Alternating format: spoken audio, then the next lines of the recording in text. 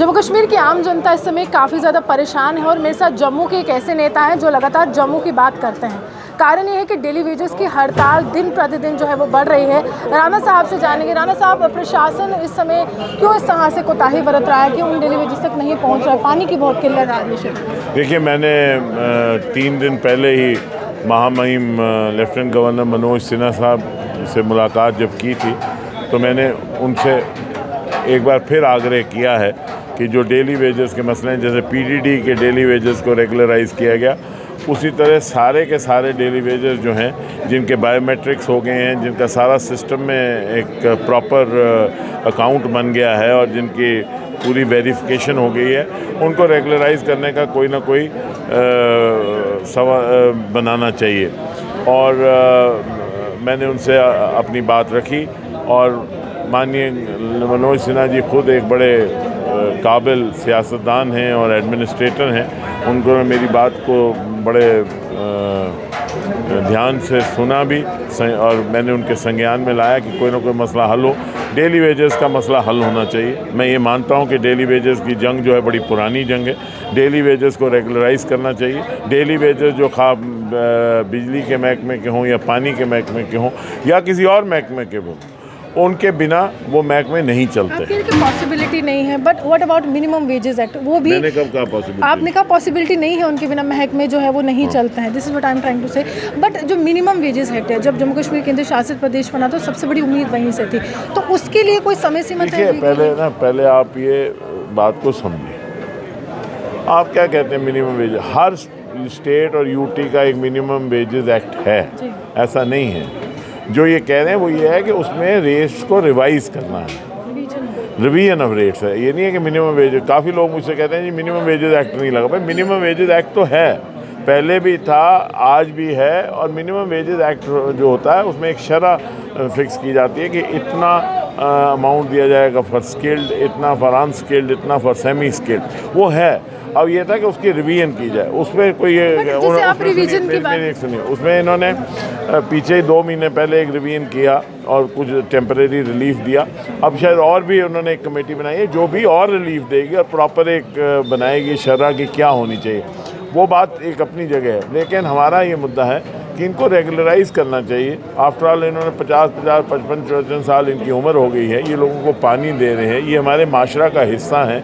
अब कितने साल ये डेली वेजेस रहेंगे? इनमें से कुछ लोग तो डेली वेजेस रिटायर हो गए और कुछ लोग रिटायर हो जाएंगे। तो मेरा ये बड़ा आपके माध्यम से यही है और मैं सरकार से ये इल्तिजा करूँगा कि किसी भी तरीके से इनको रेगुलराइज़ करना चाहिए। विपक्ष जो है जीएसटी पर बहुत शोर मचा रहा है और राहुल गांधी ट्वीट के माध्यम से लगातार केंद्र सरकार को घेर रहे हैं। पहले गब्बर सिंह टैक्स कहते थे, अब गृहस्थी सत्यानाश टैक्स का नाम दे रहे हैं। वो कह रहे हैं कि 18% जो है अपने नॉन पैकिंग प्रोडक्ट्स पर भी लगा दिया है, दूध दही पर। तो महंगाई तो आप बढ़ा रहे हैं, कम नहीं कर रहे हैं।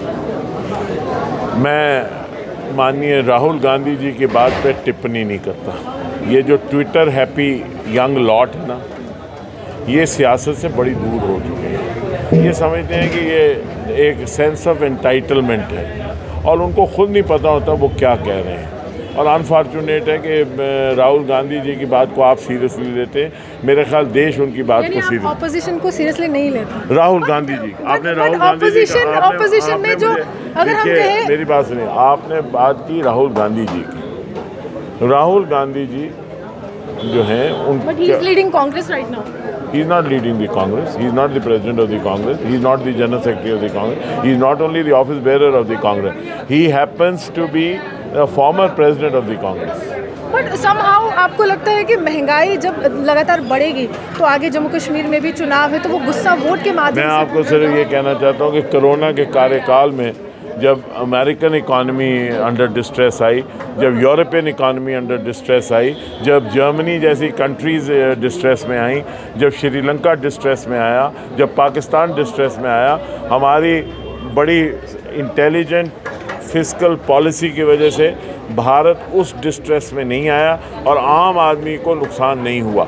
आम आदमी को जिस किस्म का सपोर्ट सिस्टम गवर्नमेंट ने डिटरमिन किया, राशन के माध्यम से या मॉनेटरी बेनिफिट की तरह, ऑपोजिशन मिडिल क्लास पे बहुत ज़्यादा टारगेट करिए। दे आर सेइंग कि आप ठीक है गरीबी रेखा से नीचे की बात करते हैं, but what about middle class, उनके लिए क्या है? मेरी आपसे ये गुजारिश है कि एक वर्ल्ड जो है आज अगर आप पढ़ें तो ये कह रहे हैं कि रिसेशन की तरफ जा रहा है, वर्ल्ड इकॉनमीज फेल हो रही हैं। Countries like America have a distress, लेकिन भारत में डिस्ट्रेस नहीं आया क्योंकि एक इंटेलिजेंट पॉलिसी। आप मिडिल क्लास, लोअर क्लास या अपर क्लास की बात करते हैं, अगर इकॉनमी रिसेशन में चली जाती है और डिप्रेशन में चली जाती है तो सारी की सारी क्लासेस जो हैं वो आ जाती हैं। मिडिल क्लास और अपर मिडिल क्लास और बाकी लोअर मिडिल क्लास को मेंटेन करना जो है, उसके लिए ये लाजिम है कि इकॉनमी जो है वो स्टेबल रहे। और उसके साथ ये भी लाजिम है कि जो गरीब लोग हैं, जो गरीबी की रेखा से कम है, उनको आप ये क्यों नहीं देखती हैं कि IMF ने 2014 में ये कहा था कि 22% लोग जो हैं वो गरीबी की रेखा से नीचे हैं, और आज भारत में केवल 10% लोग जो हैं वो गरीबी की रेखा से कम है। तो अगर 12% लोग जो हैं गरीबी की रेखा से बढ़ती आबादी में कम हो गए हैं, तो इसका ये मतलब है कि कहीं ना कहीं जो इकोनॉमिक मेजर्स लिए जा रहे हैं वो towards betterment. BJP ready for the election?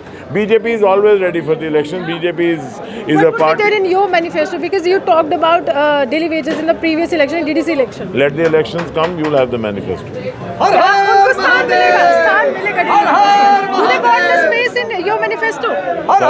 Do daily wages got the space in your manifesto? Daily wages are not only in the manifesto, they are in our hearts. क्या मैं तो रोज़ कह रहा हूँ, आप देखिए, मैं तो रोज़ कहता हूँ कि डेली वेजेस का होना चाहिए, और सभी लोग कह रहे हैं। आप तो भी जाएंगे क्योंकि वो बहुत ज्यादा आस लगाकर बैठे हैं। राणा जी ने कहा था कि जम्मू की बात करूंगा, तो कभी आप मुलाकात करेंगे उनसे? Because right now they are मैंने तो protesting. 3 दिन पहले, आप देख लीजिए, माननीय लेफ्टिनेंट गवर्नर साहब के साथ जब मुलाकात की, राजभवन का प्रेस नोट भी आया कि मैंने वहाँ डेली वेजेस का इशू उठाया। जो मुद्दे मैंने उठाए हैं, मैं वो मुद्दों पे हमेशा खड़ा रहता हूँ। डेली वेजेस का जो इशू है, आज से नहीं, पिछले 12-15 साल से मैं उठा रहा हूँ, और उसमें मैं उनके स्ट्रगल के साथ हूँ। देखिए, सियासत से परे होकर जम्मू की बात करते हैं राणा साहब, और इस समय कहते हैं कि डेली वेजेस जो हैं हमारे दिल में है। वहीं महंगाई के बहुत ज़्यादा मुद्दे हैं, आम जनता जो है परेशान है। तमाम सवालों के जवाब देवेंद्र सिंह राणा ने। अभी हम ऐसे बने देखते थे न्यूज़ वाला।